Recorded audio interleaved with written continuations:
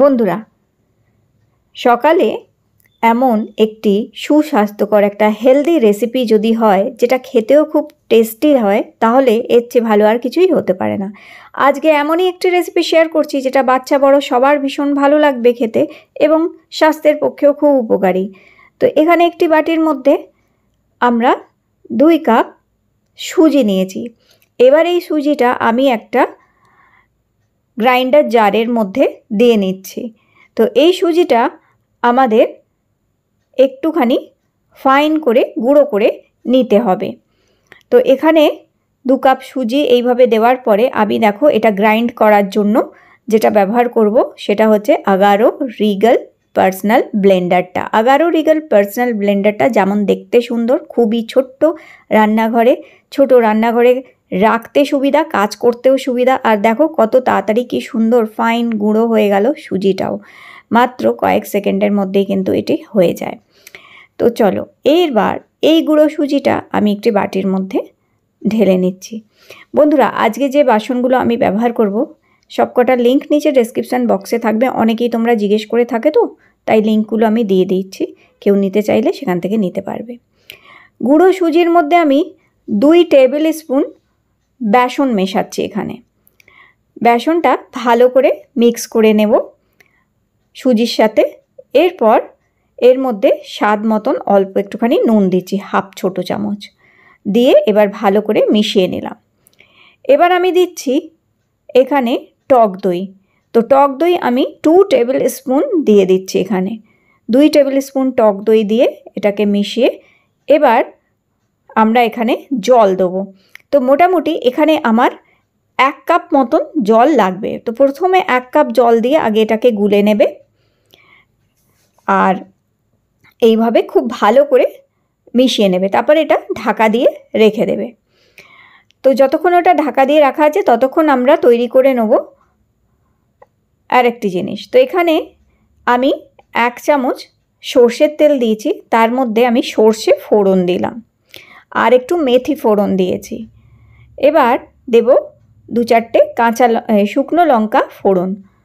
তো এই ফোড়নটা একটু ভাজা হয়ে গেলে কারি পাতা 1 মুঠো মতন আমি এখানে দিয়ে দিলাম। দিয়ে এবার এই যে মশলাগুলো এগুলোকে আমরা একটুখানি নেড়েচেড়ে ভেজে নেব। তো কারি পাতা যখন দেবে বন্ধুরা, আঁচ একদম কমিয়ে রাখবে, নাহলে ভীষণ ছিটায়, তাই আঁচ একদম কম করে কারি পাতাগুলো দেবে। এরপর এখানে আমি কিছু কুচানো সবজি দিয়ে দিলাম, যেগুলো ফ্রিজে দেখবে সবারই বাড়িতে কিছু না কিছু সবজি ফ্রিজে থেকে যায়। তো এখানে একটুখানি ক্যাপসিকাম, একটু বাঁধাকপি, একটু গাজর কুচিয়ে রেখে দিয়েছিলাম, সেগুলো দিয়ে অল্প একটু নুন দিয়ে ঢাকা দিয়ে আমি রেখে দিলাম এখানে। আচ্ছা, এইটা দেখো বন্ধুরা, এটা সাম্বার মিক্স। আমি আগে ভিডিও তোমাদের শেয়ার করেছি যে ইনস্ট্যান্ট সাম্বার মিক্স কী করে তৈরি করে রেখে দেবে, যাতে রোজ রোজ সকালবেলা জলখাবার বানানো ঝামেলা যাতে না হয়। তাতে ইডলি, ধোসা, আপ্পাম কিছুও বানাও, আপে কিছুও তৈরি করো, ঝটপট এই সাম্বার তৈরি করে সার্ভ করে দিতে পারবে। তো আমিও এখানে 2 চামচ আমার ওই ইনস্ট্যান্ট সাম্বার তৈরি করে রেখেছিলাম, ওটা জলে গুলে একদিকে গ্যাসে বসিয়ে দিলাম, ওটা ফুটলেই হয়ে যাবে। আর এদিকে দেখো ঢাকাটা খুলে আমি 2-3টে আলু এর মধ্যে ম্যাশ করে দিয়ে দিচ্ছি। সেদ্ধ করা আলু এইভাবে ম্যাশ করে দিয়ে দেবে। আগে সবজিগুলো সেদ্ধ হয়েছে কিনা দেখে নেবে, সেদ্ধ হয়ে গেলে একটু নরম হলে তারপরে 2-3টে আলু সেদ্ধ করা এর মধ্যে দিয়ে আলুগুলো ভালো করে একটুখানি ঘেঁটে মিশিয়ে নিতে হবে আমাদের। তো এইভাবে দেখো আলুটা আমি ভালো করে মিশিয়ে নিচ্ছি, তাহলে রেসিপিটা তৈরি করতে তোমাদের সুবিধা হবে। এরপর এর মধ্যে আমি দিচ্ছি 2 চামচ মতন সাম্বার মশলা। এটা ইজিলি পাওয়া যায়, সাম্বার মশলার পাউচও পাওয়া যায়। তোমরা যদি বলো আমি সাম্বার মশলা বাড়িতেও কিভাবে তৈরি করতে পারবে, সেটাও আমি ভিডিওতে শেয়ার করে দেবো যদি তোমরা কমেন্টে রিকোয়েস্ট করো। তো এই সাম্বার মশলাটা আমি এর মধ্যে 2 চামচ দিয়ে ভালো করে নাড়িয়ে চাড়িয়ে মিশিয়ে নিলাম আলুর সাথে। এরপর একটুখানি তেঁতুল গোলা জল এর মধ্যে দিচ্ছি। তোমরা যদি তেঁতুল গোলা জল না দিতে চাও, লেবুর রস দিতে পারো 2 চামচের মধ্যে, আর চাইলে তেঁতুল গোলা জলও দিতে পারো, আর বাকি তেঁতুল গোলা জলটা তোমরা সাম্বারের মধ্যে মিক্স করে দিতে পারবে। আচ্ছা, এইখানে দেখো আমি ধোসা চাটু নিয়েছি। এই ধোসা চাটুটার লিঙ্কও নিচে ডেসক্রিপশন বক্সে থাকবে, কেউ তোমরা চাইলে নিতে পারবে।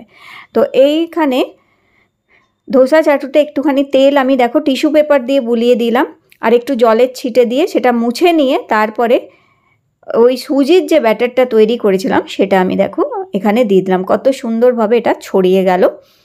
তো এখানে এইভাবে খুব সহজেই করা যায়, সুজি আর বেসন দিয়ে কোনো রকম ঝামেলা হয় না, ইজিলি উঠেও আসে। দেখো এটা কিন্তু ননস্টিক না, এটা একটা লোহার চাটু হচ্ছে, দোসা চাটু লোহার।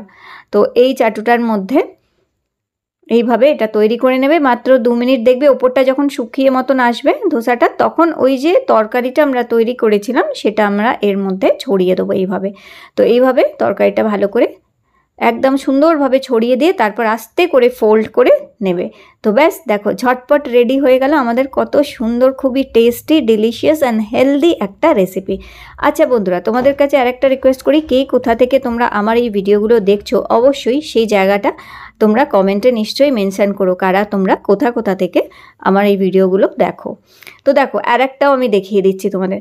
আচ্ছা আর একটা জিনিস দেখো, এখানে কিন্তু আমি তেল একদম ব্যবহার করছি না, নিশ্চয়ই দেখছো আমি শুধু ওই টিস্যু পেপারটাই একটুখানি বুলিয়ে নিচ্ছি আর একটু জলের ছিটে দিয়ে চাটুটা এইভাবে মুছে পরিষ্কার করে নিয়েই 1 হাতা করে ব্যাটার দিয়ে ঝটপট করে ছড়িয়ে নিচ্ছি। দেখো কত সুন্দর এটাও কিন্তু হয়ে গেছে।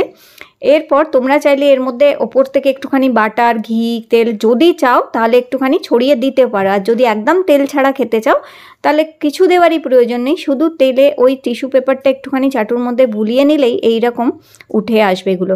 চাটু একবার গরম হয়ে গেলে ঝটপট ঝটপট এগুলো কিন্তু তৈরি হয়ে যায়, একদম সময় লাগে না, খুব তাড়াতাড়ি ঝটপট রেডি হয়ে যায়।